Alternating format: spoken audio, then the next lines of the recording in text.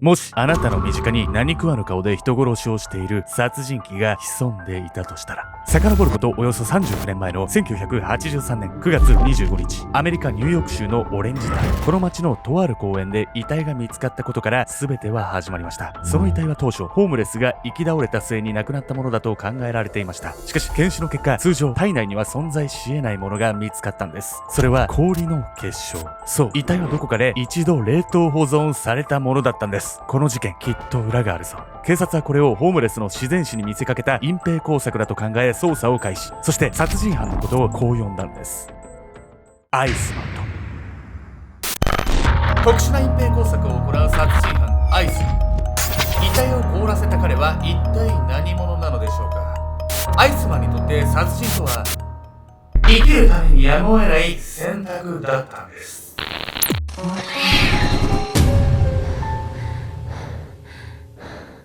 おざす。酒は飲んでも飲まれるな。ケンちゃんです。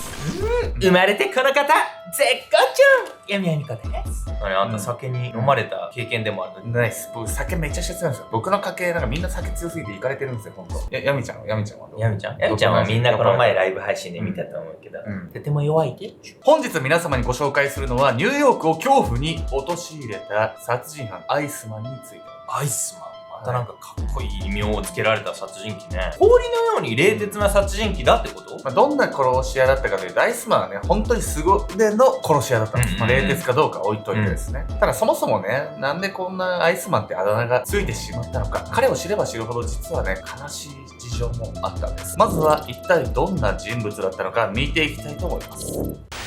アイスマンのトリック。遡ることおよそ39年前の1983年9月25日、舞台はアメリカ・ニューヨーク州のオレンジタウン。大都会のとある公園で爽やかな朝に似つかわしくない声が響き渡りました。死体よ。男の遺体がまるで生き倒れているかのように草むらに横たわっていたんです。通報を聞きつけた警察はすぐに駆けつけ捜査を開始。公園で倒れているその様子から警察は当初、きっとホームレスが生き倒れになったんだろうと考えていました。ところが遺体を調べているうちに不審な点が発覚するんです。なんと男は後頭部を銃で撃ち抜かれていました。これは事件の可能性が高いぞ。警察は詳しい捜査のため遺体を検視にかけることに。すると検視官は体内からあるはずのないものを見つけ出すんです。それは氷の結晶。まだ暖かい9月の気候の中、この遺体には凍った形跡があったんです。そして検視官はこうつぶやきました。この遺体、1年以上前に亡くなっているぞ。ってことは1年以上どこかで冷凍保存されてたってこと？おっしゃる通りなんです、エニゴさん。おそらくね、この遺体はね、死亡推定時刻をごまかすために冷凍されていたんです。というわけで本日のメトラキーワード、死亡推定時刻について。死亡推定時刻を判断する際には、発見当時の体温や死後硬直の具合、胃の内容物などが参考にされるんです。亡くなってから長期間経過している場合は、肉の腐り方、骨の傷み方などから判断する場合も。ところが、遺体が水中や土の中など、通常とは異なる環境に置かれていた場合、死亡推定時刻にズレが生じます。これは体温の変化や腐敗速度が通常の環境とは異なるため、特に冷凍していると遺体が腐敗しないため、かなり前に亡くなっていてもまるで数日前に亡くなったかのように見せかけられるんです。ってことはさ、公園で見つかった凍った遺体も、そういうこと？そうなんです。警察もね、巧妙な隠蔽工作の匂いを感じて捜査に乗り出していくんです。検視の結果、公園で見つかった遺体は15ヶ月も言いづらいな。15ヶ月も前に殺害されていたことが判明。また、ニューヨークではこの遺体を含めて同時期に5人の遺体が発見されていました。さらに、この5人には2つの共通点があったんです。1つ目が全員がある日、突然失踪していたということ。そして2つ目が失踪する直前、ある男に会っていたということ。このことから警察は5人の遺体全てがこの男によって死亡推定時刻をごまかした上で遺棄されていると睨んだんです。そして警察は犯人と思わしきその男をこう呼びました。アイスマンと。殺人犯なのにさ、アイスマンなんてヒーローみたいな名前つけられちゃってさ、気に食わないわよ。ここからですね、アイスマンの殺人事件っていうのは連日報道され、ニューヨーク中を恐怖に陥れていくんです。愛妻家の男。アイスマンはその遺体処理方法のおぞましさからニューヨーク中で瞬く間に話題となっていきました。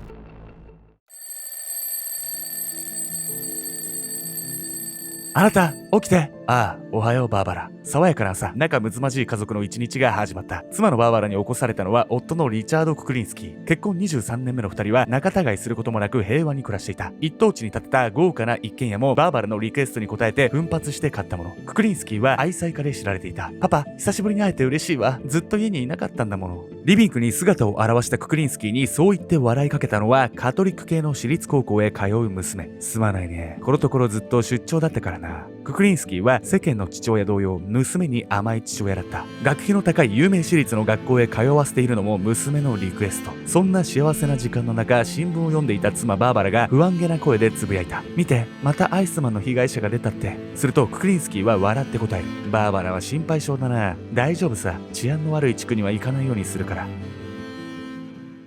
ククリンスキーが住んでいるのはニューヨークのお隣ニュージャージー州。そのため通常はそこまで心配することもないんですが、妻バーバラはククリンスキーが心配でした。彼は普段在宅のトレーダーとして生計を立てているんですが、ニューヨークへ出張に行くことも多かったんです。確かに妻としては心配よね、これは。この家族とアイスマンが何か関係あるってわけ？後にね、繋がっていってしまうんですけれども、メトラの皆さん、そろそろアイスマンっていうのが一体どんな素性で何者なのかが気になってきた頃なんじゃないですか。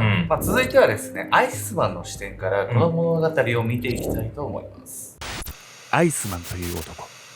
最初に交代体が発見された日から約2年後の1985年、アイスマンは警察の捜査網をかいくぐり、相変わらず殺人に手を染める日々を送っていました。ようアイスマン、元気だったか？おい、その名前で呼ぶんじゃないよ、ソリメン。まあ、落ち着けて。警察から2つ名をつけられるなんて大したもんじゃねえか。アイスマンに話しかけたのは友人のフィル・ソリメン。ソリメンはアイスマンにある男を紹介するためにやってきました。アイスマン、紹介する。俺のダチのポリフロンだ。ソリメンに紹介された男の名はドミニク・ポリフロン。彼はソリメンからアイスマンの話を聞き、ぜひ会いたいと言ってきたというんです。なんだお前は。用がないなら俺に構うな。アイスマンは邪険な態度を取るんですが、ポリフロンはなだめるような口調で応じます。まあまあアイスマンさん、実は私はマフィアの一員でしてね。もしよければ拳銃を購入したいんですが、実はアイスマンは腕のいい殺し屋として裏社会では有名でした。さらに時折こうした武器の取引も請け負っていたんです。金は持ってきたんだろうな。もちろんこちらに。最初こそ警戒していたアイスマンでしたが、結果としてポリフロンとは1年以上にわたって武器の取引を繰り返しました。そうしているうちに2人の間には信頼感が芽生え、気心の知れた仲間になっていったんです。そして2人が出会ってから1年半後の1986年12月、アイスマンはポリフロンにこんな取引を持ちかけます。なあポリフロン、シアン化合物を売ってくれないか？シアン化合物？アイスマンが毒殺とは珍しいな。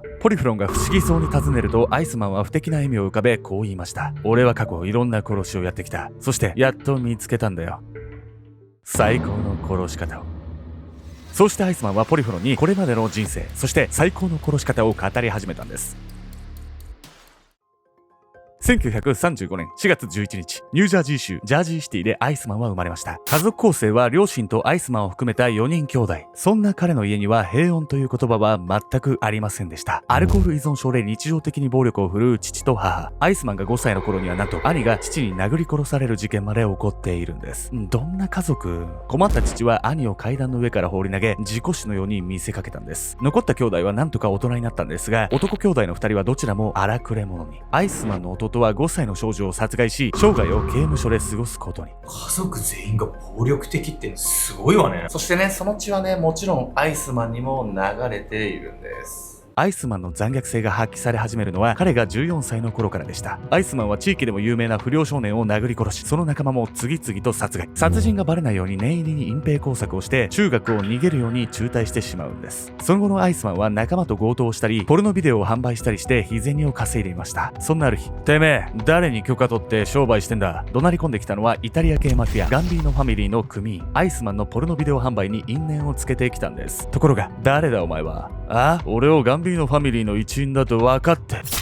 邪魔だ、消えろ。なんとアイスマンはマフィアでもお構いなし。怒鳴り込んできた組員6人を殺害してしまったんです。その話はすぐさまマフィアの幹部ロイ・ディメーオへと伝わり、アイスマンはマフィアのアジトへ呼び出されることになります。アイスマンがアジトへ入ると、そこにはディメーオと一人のみすぼらしい男の姿が。ディメーオはアイスマンに拳銃を差し出しこう言いました。おい、そこにいるホームレスをこの拳銃で撃ち殺してみろ。拳銃を受け取ったアイスマンは間髪入れずにホームレスを射殺。その姿を見たディメーオは満足げな表情でこう言いました。うちで働け。こうしてアイスマンはマフィア御用達の殺し屋となるんです。殺し屋のなり方なんてさ、考えたことないんだけど、スカウト制だったのね。ここからね、アイスマンはね、彼なりの殺しの術をどんどん身につけていくことになるんです。ディメーオに雇われたアイスマンは一流の殺し屋になるため殺しの技術を磨いていく必要性に駆られました。そんな彼が修行の場に選んだのはニューヨーク州マンハッタン。アイスマンはこの街を徘徊し、手当たり次第に人を殺していきました。手榴弾、拳銃、ロープ、ナイフ、アイスピック、チェーンソー、ナックル、爆弾付きラジコン。どんなラジコンだよそれ。最適な手段を見つけるため思いつく武器は何でも使いました。警察ももちろん捜査していたんですが、あまりに手段が違いすぎて同一犯だと全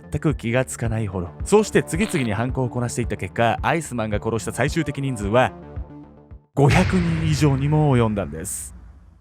500人殺すってことが当たり前というか、何も思わなくなってんじゃない？ここまで来るとね。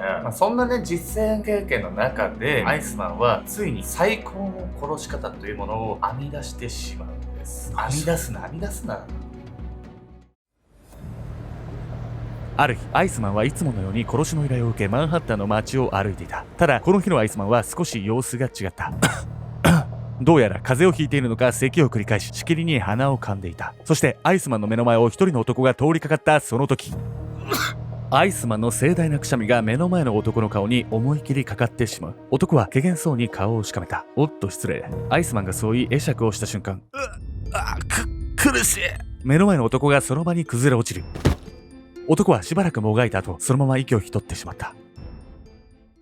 アイスマンは実はくしゃみと見せかけて男の顔にある液体のスプレーを吹きかけていたんです。その液体はシアン化合物。シアン化合物は体内に入ると呼吸器障害を引き起こす性質があり、遺体からも検出されにくいため暗殺にはもってこいの毒物でした。くしゃみをするふりをしてこのシアン化合物を吹きかけることがアイスマンが生み出した最高の殺し方だったんです。そこからアイスマンは遺体を工業用冷凍庫に運び1年以上凍らせたんです。そうやって死亡推定時刻を不確かにした後、路上に放置、行き倒れのホームレスとして警察に処理してもらうように仕向けていたんです。ところがアイスマンは一つだけミスを犯していました。それは遺棄した遺体にシアン化合物で殺したものだけではなく、銃殺の遺体が混ざっていたこと。銃殺した遺体が見つかっていなければ警察が殺人事件として捜査を進めることはなかったかもしれません。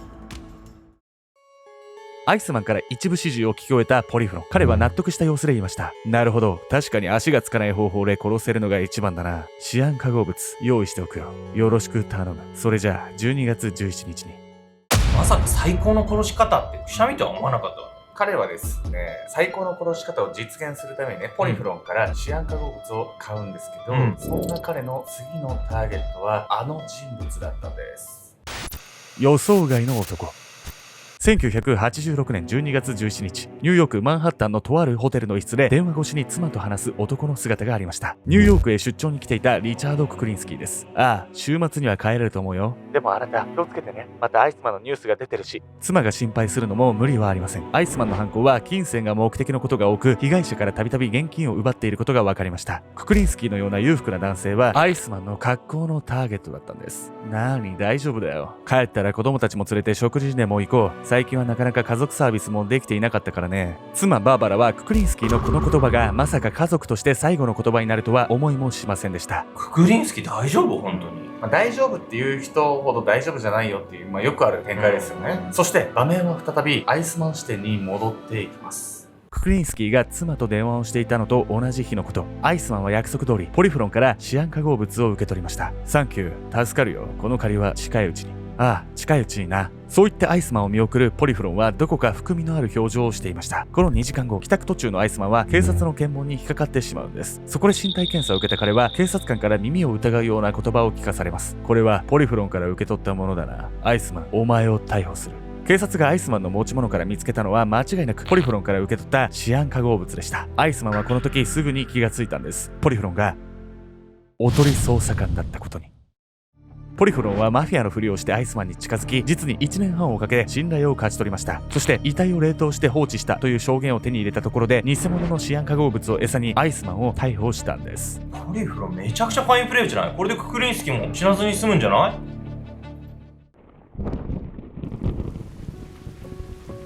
警察官が訪れたのはニュージャージー州の高級住宅街。そう、彼らはリチャード・ククリンスキーの自宅へやってきた。それにしても家族に知らせるのは気が重いな。神妙な面持ちでチャイムを鳴らす警察官。するとククリンスキーの妻バーバラがすぐに顔を出した。警察です。警察？一体こんな時間に何なんですか？奥さんはまだ何も知らないんだよな。警察官は一瞬ためらうがすぐに思い直し話を切り出した。奥さん、アイスマンの話はご存知ですね。実はご主人が。警察官がそこまで言うとバーバラの顔が一気に青ざめた。まさか主人が事件に巻き込まれたんですか？すっかり気が動転してしまっているバーバラを前にまたしても言葉に詰まる警察官。しかし彼は意を決して言った。奥さん、落ち着いてください。ご主人は逮捕されました。そう、アイスマンの正体はなんとククリンスキーだったんです。ククリンスキーは10年以上にもわたり家族にも正体を隠していました。彼はデイトレーダーでもなければニューヨーク出張というのも真っ赤な嘘。一等地に豪邸を建てた費用も有名私立に通う娘の学費も全て殺し屋家業の収入で賄っていたんです。この人が犯人だったの？てっきり殺されてるもんだと思ってたわよ。このククリンスキーはですね、長年家族思いの父親というね表の顔と殺し屋というね裏の顔をうまく使い分けていたんです。現実にそんな人いるのね。